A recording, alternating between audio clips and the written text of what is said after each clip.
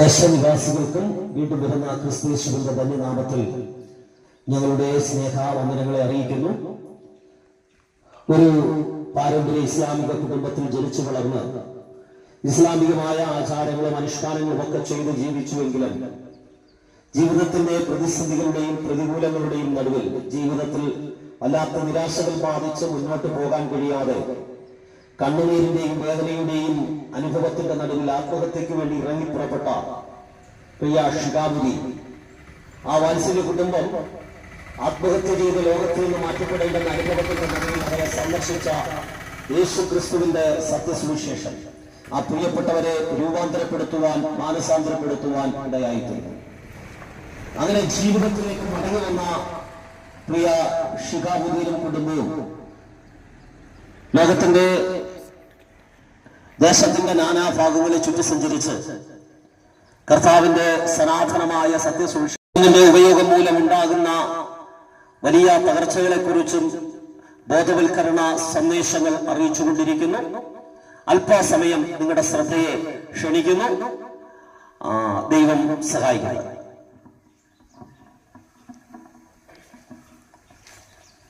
ദൈവത്തിന്റെ പരിശുദ്ധമാകുന്ന നാമം ഈ പ്രഭാതത്തിലും എല്ലാ കാലത്തും വാഴ്ത്തപ്പെടുമാറാകട്ടെ. ഭവനത്തിന്റെ അകത്തളങ്ങളിലായിരിക്കുന്ന എല്ലാ നല്ലവരായ ദേശനിവാസികളെയും അഖില രക്ഷിതാവും മാനവകുലത്തിന്റെ വീണ്ടെടുപ്പുകാരനുമായ ശ്രീ യേശു ക്രിസ്തുവിന്റെ നിസ്തുല്യവും പരിപാവനവുമായ നാമത്തിൽ ഞങ്ങളുടെ സ്നേഹവന്ദനത്തെ അറിയിക്കുകയാണ്. പുനലൂർ ആസ്ഥാനമായി പ്രവർത്തിക്കുന്ന പുനലൂർ ഗോസ്പൽ ടീമിന്റെ നേതൃത്വത്തിലുള്ള മദ്യത്തിനും മയക്കുമരുന്നിനുമെതിരായിട്ടുള്ള ബോധവൽക്കരണവും മാനവരാശിക്ക് വേണ്ടുന്ന നിത്യരക്ഷയുടെ സുവിശേഷ സന്ദേശവും കേരളത്തിന്റെ അറിയിച്ചുകൊണ്ടിരിക്കുന്ന ഒരു ടീമാണ് ഈ ദേശത്ത് നിങ്ങളുടെ മധ്യയും എത്തി നിൽക്കുന്നത്. നാം ഒന്ന് ശ്രദ്ധിച്ചു നോക്കിയാൽ നമുക്ക് മനസ്സിലാക്കുവാൻ കഴിയുന്നത് ഇത്രമാത്രം ധാർമ്മികമായി അധപ്പതിച്ചുപോയ ഒരു കാലഘട്ടമുണ്ടോ എന്ന് നാം സംശയിക്കേണ്ടിയിരിക്കുന്നു. എവിടെയും മദ്യവും മയക്കുമരുന്നുമൊക്കെ മനുഷ്യനെ തകർത്തു കളഞ്ഞുകൊണ്ടിരിക്കുന്ന ഒരു കാലഘട്ടമാണ് ഇത് എന്ന് നമുക്ക് വ്യക്തമായി മനസ്സിലാക്കാൻ കഴിയും. നാളെയുടെ ഭാവി വാഗ്ദാനമായിരിക്കുന്ന തലമുറകൾ മദ്യവും മയക്കുമരുന്നുമൊക്കെ ഉപയോഗിച്ച് മതോന്മത്തരായി, സുബോധം നഷ്ടപ്പെട്ടവരായി, പാപത്തിന്റെ ചേറ്റുകുഴികളിൽ വീണ് ജീവിച്ചുകൊണ്ടിരിക്കുന്ന അനേക കാഴ്ചകൾ നാം ഇന്ന് സോഷ്യൽ മീഡിയയിലൂടെ ഒക്കെ കണ്ടുകൊണ്ടിരിക്കുകയാണ്. പണ്ട് കാലങ്ങളിലൊക്കെ മദ്യവും മയക്കുമരുന്നുമൊക്കെ വിൽപ്പന നടത്തുന്നതിൽ നിയമങ്ങൾ വളരെയേറെ എതിർത്തു നിന്നുന്ന ഒരു കാലഘട്ടമായിരുന്നു. എന്നാൽ ഇന്ന് അതിന്റെ സ്ഥിതി മാറി എന്ന് വേണം നാം മനസ്സിലാക്കേണ്ടത്. എവിടെ നോക്കിയാലും മദ്യവിപണനം, മദ്യവിൽപ്പന, മയക്കുമരുന്ന് വിൽപ്പന, ഇതൊക്കെ നമുക്ക് കാണുവാൻ കഴിയുന്നുണ്ട്. തെരുവോരങ്ങളിൽ പോലും, സ്കൂളുകളിൽ, കലാലയങ്ങളിൽ, എന്തിനു പറയുന്നു, പല ഭവനങ്ങളുടെ അകത്തളങ്ങളിലൊക്കെ ഇന്ന് മദ്യവും മയക്കുമരുന്നുമൊക്കെ വിറ്റുകൊണ്ട് പോകുന്നൊരു കാലഘട്ടം നമുക്കിന്ന് കാണുവാൻ കഴിയുകയാണ്. പല ഭവനങ്ങളുടെയും അകത്തളങ്ങളിൽ സ്വസ്ഥത ലഭിക്കാതെ, സമാധാനമില്ലാതെ പലരും നിരാശയിൽപ്പെട്ട് ജനിച്ച ദിവസത്തെ പോലും ശപിച്ചുകൊണ്ട് ജീവിച്ചുകൊണ്ടിരിക്കുന്ന അനേകം പ്രിയപ്പെട്ടവരെ ഇന്ന് നമുക്ക് കാണുവാൻ കഴിയുന്നതാണ്. ആർക്കും സ്വസ്ഥത ലഭിക്കുന്നില്ല, എവിടെയും സമാധാനമില്ല. ഒരു ഭവനത്തിന്റെ അകത്തളങ്ങളിലും സന്തോഷം അനുഭവിക്കുവാൻ കഴിയാതെ അനേക മനുഷ്യർ ഇന്ന് നിത്യ നിരാശയിൽപ്പെട്ടുകൊണ്ട് ജീവിച്ചുകൊണ്ടിരിക്കുന്ന ഒരു കാലഘട്ടം എന്ന് നമുക്ക് മനസ്സിലാക്കുവാൻ കഴിയുന്നു. എന്തുകൊണ്ടാണ് ഇങ്ങനെയൊക്കെ സംഭവിക്കുന്നത്? നമുക്ക് നമ്മുടെ തലമുറകളെ സ്കൂളുകളിൽ കലാലയങ്ങളിലൊക്കെ അയക്കുന്നത് അനുഗ്രഹിക്കപ്പെട്ട നല്ല വിദ്യാഭ്യാസം അവർ ചെയ്യേണ്ടതും നാളെ അവർ കുടുംബങ്ങൾക്കും സമൂഹത്തിനും ഒരു അനുഗ്രഹമായി തീരേണ്ടതിനുമൊക്കെയാണ്. എന്നാൽ വിദ്യാഭ്യാസത്തിനു വേണ്ടി സ്റ്റേറ്റുകൾ വിട്ടുപോകുന്ന അനേക യൗവനക്കാരായ കുഞ്ഞുങ്ങൾ ഇന്ന് മദ്യത്തിനും മയക്കുമരുന്നിനും ഒക്കെ അടിമകളായി മാറിക്കൊണ്ടിരിക്കുന്നു. അതുപോലെ തന്നെ സെക്സ് റാക്കറ്റുകളിൽപ്പെട്ട് പല കുഞ്ഞുങ്ങളും അവരുടെ ഭാവി തകർത്തുകൊണ്ടിരിക്കുന്ന ഒരു കാലഘട്ടം ഇന്ന് നമ്മുടെ മുമ്പിൽ നടമാടിക്കൊണ്ടിരിക്കുന്നത് നമുക്ക് കാണുവാൻ കഴിയും. എന്തുകൊണ്ടാണ് ഇങ്ങനെയൊക്കെ സംഭവിക്കുന്നതെന്ന് നാം ഒന്ന് ചിന്തിക്കുവാണെങ്കിൽ നമുക്ക് മനസ്സിലാക്കുവാൻ കഴിയും. യഥാർത്ഥമായ ഒരു ദൈവസ്നേഹം അനുഭവിക്കുവാൻ കഴിയാത്തതുകൊണ്ട്, യഥാർത്ഥമായ ഒരു ദൈവത്തെ അറിയുവാനും ആരാധിക്കുവാനും കഴിയാത്തതുകൊണ്ട് നാളെയുടെ ഭാവി വാഗ്ദാനമായിരിക്കുന്ന യുവതലമുറകൾ ഉൾപ്പെടെയുള്ള മറ്റു ജനങ്ങൾ അവർ നാശത്തിൽ നിന്ന് നാശത്തിലേക്ക് വ്യതിചലിച്ചുകൊണ്ടിരിക്കുന്ന കാഴ്ചയാണ് ഇതെന്ന് നമുക്ക് മനസ്സിലാക്കുവാൻ കഴിയും. ദൈവം സകലത്തെയും സൃഷ്ടിച്ചാക്കി വെച്ചിട്ട് മനുഷ്യനെ ദൈവം തന്റെ കരങ്ങൾ കൊണ്ട് സൃഷ്ടിക്കുകയും വെയിലാറുമ്പോൾ ദൈവം ഏദൻ പർദീസയിൽ ഇറങ്ങി വന്ന് മനുഷ്യനുമായി സംഗമിക്കുകയും ഒക്കെ ചെയ്തുകൊണ്ടിരുന്ന ആ മനുഷ്യൻ ദൈവത്തോട് തന്നെ പാപം ചെയ്ത് ദൈവത്തിന്റെ കൽപ്പനയെ ലംഘിച്ചുകൊണ്ട് നിത്യപാപത്തിനും നിത്യനാശത്തിനും ശാപത്തിനും ഇരയായി മാറി എന്നുള്ളതാണ് നമുക്ക് വ്യക്തമായി വേദപുസ്തകത്തിലൂടെ കാണുവാൻ കഴിയുന്നത്. മനുഷ്യൻ സൃഷ്ടിച്ചതിൽ വെച്ച്, ദൈവം സൃഷ്ടിച്ചതിൽ വെച്ച് മണിമുകുടമെന്ന് പറയാൻ കഴിയുന്ന ആ മനുഷ്യ സൃഷ്ടി സൃഷ്ടാവിനെ മറന്നുകൊണ്ട് സൃഷ്ടികളെ ആരാധിച്ചുകൊണ്ടും സൃഷ്ടികളെ ഭജിച്ചുകൊണ്ടും ഒക്കെ ജീവിച്ചുകൊണ്ടിരിക്കുന്ന ഒരു കാലഘട്ടം ഇതെന്ന് നമുക്ക് വ്യക്തമായി മനസ്സിലാക്കാം. യഥാർത്ഥമായി ദൈവത്തിന് കൊടുക്കേണ്ട ആരാധന ദൈവത്തിന് കൊടുക്കുവാൻ കഴിയാതെ പാപത്തിന്റെ സകല ചേറ്റുകുഴികളിലും പെട്ട് അന്ധവിശ്വാസത്തിൽപ്പെട്ട് അനാചാരങ്ങളിൽപ്പെട്ട് മനുഷ്യൻ ഇന്ന് ഈ ലോകത്ത് ജീവിച്ചുകൊണ്ടിരിക്കുന്ന കാഴ്ച നമുക്ക് കാണാൻ കഴിയുന്നതാണ്. കഴിഞ്ഞ ദിവസം 24 എന്ന് പറയുന്ന ചാനൽ പുറത്തുവിട്ടൊരു വാർത്തയുണ്ട്. വിവാഹം കഴിഞ്ഞിട്ട് കുട്ടികൾ 5 വർഷമായും കുട്ടികൾ ജനിക്കാത്തത് കൊണ്ട് ഒരു മന്ത്രവാദിയെ സമീപിക്കുകയും മന്ത്രവാദി പറഞ്ഞു കൊടുത്തത് അനുസരിച്ച് ജീവനോടെ ഒരു കോഴിയെ വിഴുങ്ങുകയും ചെയ്ത മനുഷ്യൻ മരണപ്പെട്ടു എന്നുള്ളതായിരുന്നു ആ വാർത്ത. ഒന്ന് ശ്രദ്ധിക്കണം. നമുക്ക് തലമുറകളെ ദാനം ചെയ്യുന്നത് ദൈവമാണ്. ദൈവത്തിന്റെ ദാനമാണ് തലമുറകൾ. ഒരു മന്ത്രവാദത്തിനും തലമുറകളെ ജനിപ്പിക്കുവാൻ കഴിയത്തില്ല. ഒരു ആഭിചാരകന്മാർക്കും തലമുറകളെ ജനിപ്പിക്കുവാൻ കഴിയത്തില്ല. ദൈവത്തിന്റെ ദാനമായിരിക്കുന്ന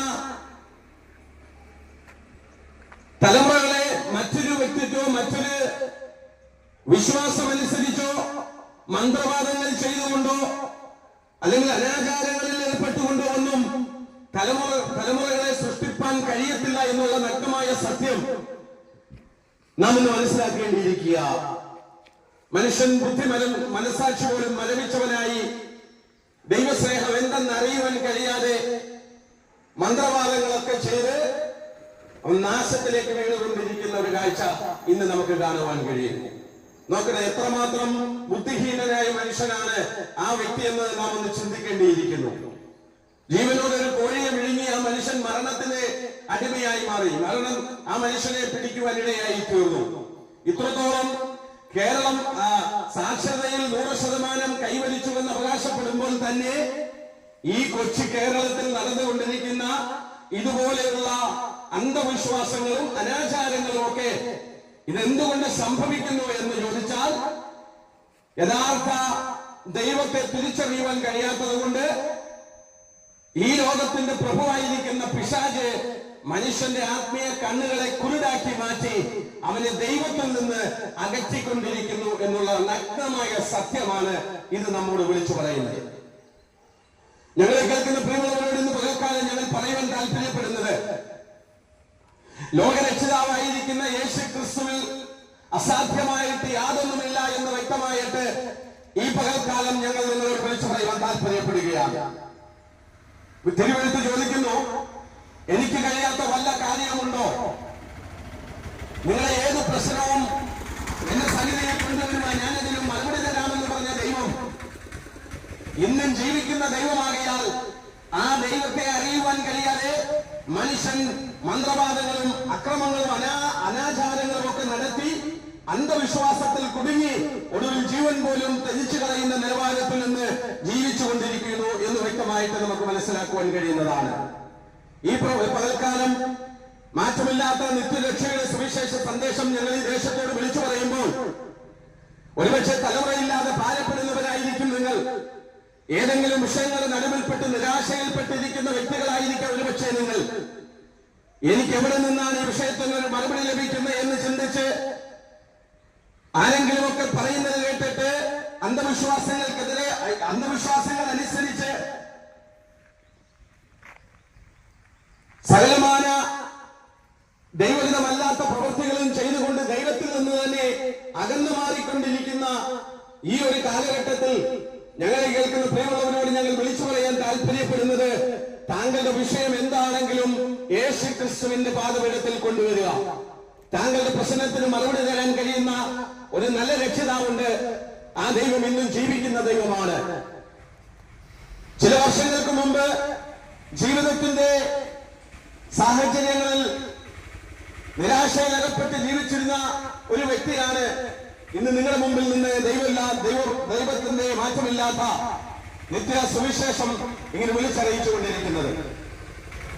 എന്റെ പുണ്യപ്രവൃത്തികളൊക്കെ എന്നെ നാശത്തിൽ നിന്ന് വീഴ്ത്താൻ കഴിയുന്നതല്ല എന്ന് മനസ്സിലായപ്പോൾ, ഞാൻ ചെയ്യുന്ന പുണ്യപ്രവൃത്തികളോ എന്റെ കർമ്മമാർഗങ്ങളോ ഒന്നും എന്നെ നിത്യരക്ഷയിലേക്ക് അടുപ്പിക്കുകയില്ല എന്ന് മനസ്സിലായപ്പോൾ, ലോകരക്ഷിതാവായിരിക്കുന്ന യേശു ക്രിസ്തുവിനെ ഹൃദയം കൊണ്ട് വിശ്വസിക്കുകയും അദ്ദേഹം കൊണ്ട് രക്ഷയ്ക്ക് വേണ്ടി ഏറ്റുപറഞ്ഞ് ദൈവമായി എന്റെ ഹൃദയത്തിൽ സ്വീകരിച്ചപ്പോൾ, എന്റെ ജീവിതത്തിൽ ഉണ്ടായിരുന്ന പ്രതിസന്ധികൾക്ക്, എന്റെ ജീവിതത്തിൽ കടന്നു വന്ന പ്രശ്നങ്ങൾക്ക് മറുപടിയായി വലിയ ദൈവിക സമാധാനം അനുഭവിക്കാൻ ഇടയായി തീർന്നതുകൊണ്ട് യേശുവിനെ രക്ഷിതാവും ദൈവമായി സ്വീകരിച്ച് ദൈവകൽപ്പനയായ സ്നാനം സ്വീകരിച്ചുകൊണ്ട് ദൈവത്തിനെ ആരാധിച്ച് ജീവിച്ചുകൊണ്ടിരിക്കുന്ന ഒരു വ്യക്തിയാണെന്ന് പോലും നിങ്ങളോട് മാറ്റമില്ലാത്ത ഈ നിത്യ സുവിശേഷം വിളിച്ചു പറയുന്നത്. എത്രയോ ലോക നേതാക്കന്മാർ ഈ ഭൂമിയിൽ അവതരിച്ചിട്ടുണ്ട്. എത്രയോ വിപ്ലവ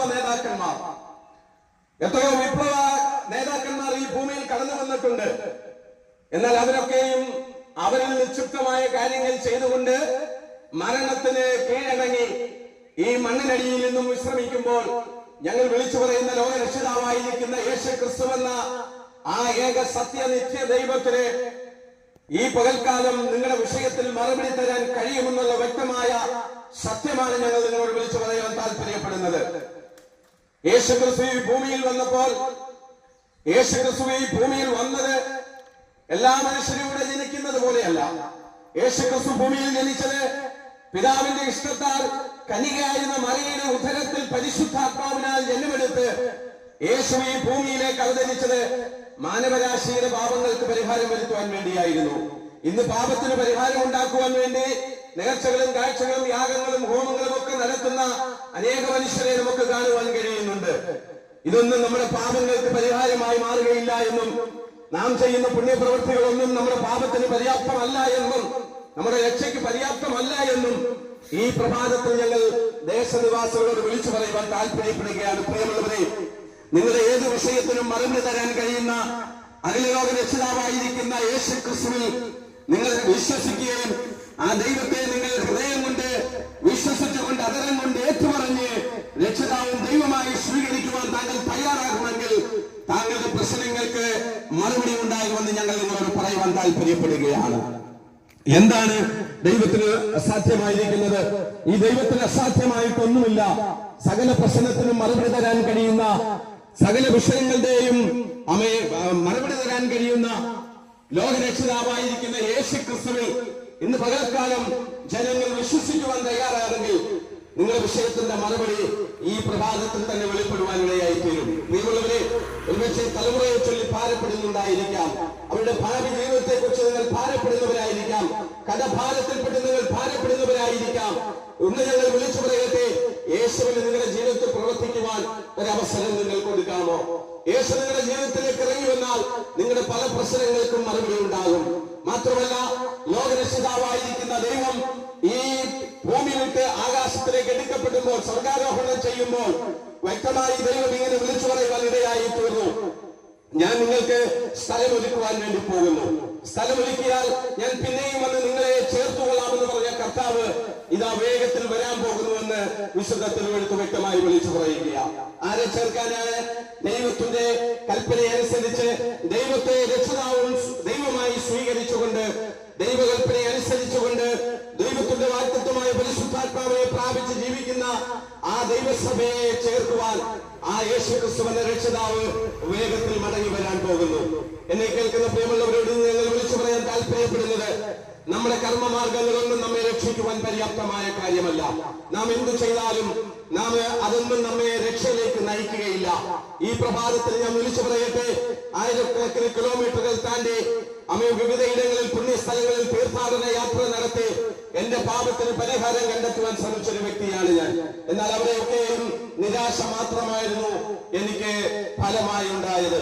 എന്നെ കേൾക്കുന്ന പ്രിയമുള്ളവരെ, ലോകരക്ഷിതാവായിരിക്കുന്ന യേശു ക്രിസ്തു എന്റെ ഉള്ളത്തിൽ വന്നപ്പോൾ, എന്റെ ഹൃദയത്തിൽ വന്നപ്പോൾ ഞാൻ ഭയപ്പെട്ടിരുന്ന, ഞാൻ വിചാരിച്ചിരുന്ന, നിരാശപ്പെട്ടിരുന്ന പ്രശ്നങ്ങളുടെ ഒക്കെ നടുവിൽ എനിക്ക് മറുപടി ലഭിക്കുവാനും ഈ യേശുവിനെ സ്വീകരിച്ച് ദൈവത്തിന്റെ അനുഗാമിയായി മാറുവാനും കർത്താവ് എനിക്ക് അവസരമൊരുക്കുവാൻ ഇടയായി തീർന്നു. ഈ പ്രഭാതത്തിലും ഞങ്ങൾ നിങ്ങളോട് വിളിച്ചു പറയുന്നു, മറ്റൊരുവനിലും രക്ഷയില്ല. നാം ചെയ്യുന്ന ഈ പുണ്യപ്രവർത്തികൾ, നാം ചെയ്യുന്ന ദാനധർമ്മങ്ങൾ, നാം ചെയ്യുന്ന ഒരു കർമ്മ മാർഗങ്ങളും നമ്മെ രക്ഷയിലേക്ക് നടത്തുന്നതല്ല.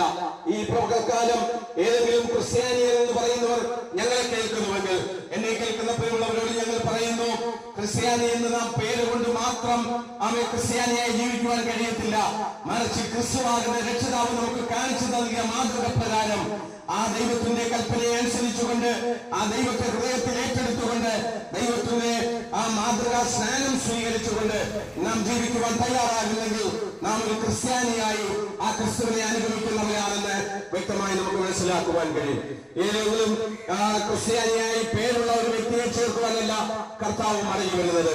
കർത്താവ് മടങ്ങി വരുന്നത് തന്റെ സഭയെ ചേർക്കാൻ വരുന്നത് കർത്താവിന്റെ കൽപ്പനയനുസരിച്ച് വിശുദ്ധ സ്നാനം സ്വീകരിച്ച് കർത്താവിനെ കൽപ്പനയായ വാഗ്ദത്തമായ പരിശുദ്ധാത്മാവിനെ പ്രാപിച്ച് വേർപാടും വിശുദ്ധിയും പാലിച്ച് ജീവിക്കുന്ന ദൈവജനത്തെ ചേർക്കുവാൻ ആ ലോകരക്ഷിതാവായിരിക്കുന്ന യേശു ക്രിസ്തുവിത വേഗത്തിൽ മടങ്ങി വരാൻ പോകുന്നു.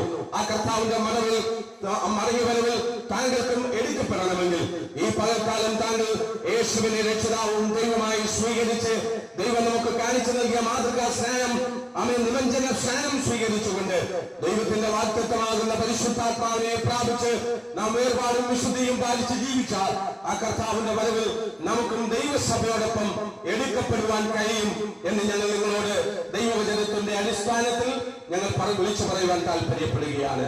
വിശുദ്ധ തിരുവെഴുത്തിൽ പറയുന്നു, മറ്റൊരുവനിലും രക്ഷയില്ല, മറ്റൊരുവനിലും രക്ഷയില്ല. ആകാശത്തിന് കീഴിൽ മനുഷ്യരുടെ ഭൂമിയിൽ നൽകപ്പെട്ട യേശു എന്നൊരു നാമമല്ലാതെ മറ്റൊരു നാമവുമില്ല എന്ന് വ്യക്തമായിട്ട് തിരുവെഴുത്ത് നമ്മോട് വിളിച്ചു പറയുന്നു. ഈ പ്രഭാതത്തിൽ ഈ ശബ്ദവേദിക്കുള്ളിൽ ഞങ്ങളെ കേൾക്കുന്ന ആരെങ്കിലും ഈ പൽക്കാലം യേശുവിനെ രക്ഷിതാവും ദൈവമായി സ്വീകരിക്കുവാൻ താല്പര്യപ്പെടുന്നെങ്കിൽ ഞങ്ങളോടൊപ്പം ഇപ്രകാരം ഒന്ന് പ്രാർത്ഥിക്കാമോ? യേശുവേ, ഞാനൊരു പാപിയാണ്. എന്റെ പാപത്തിന് പരിഹാരമായിട്ടാണ് അവിടെ നിന്നേക്ക് 2024 വർഷങ്ങൾക്ക് മുമ്പേ കാൽവറിയുടെ കൊലക്കളത്തിൽ യാഗമായി മാറിയതെന്ന് ഞാൻ എന്റെ ഹൃദയം കൊണ്ട് വിശ്വസിക്കുകയും അതിനെ കൊണ്ട് ഞാൻ എന്റെ രക്ഷിതാവും ദൈവമായി സ്വീകരിക്കുകയും ചെയ്യുന്നു.